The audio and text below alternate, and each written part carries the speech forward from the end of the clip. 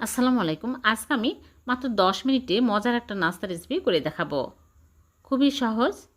প্রথমে একটা ডিম ভেঙে নিচ্ছি। চিনি 1/3 কাপ দিয়ে আমি ভালো করে ফেটিয়ে নিব।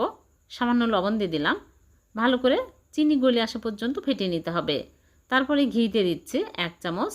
ভালোভাবে চিনি গলে আসলে এর মধ্যে আটা 1 কাপ, বেকিং পাউডার 1/2 চামচ দিয়ে ভালো করে মাখিয়ে নিচ্ছি।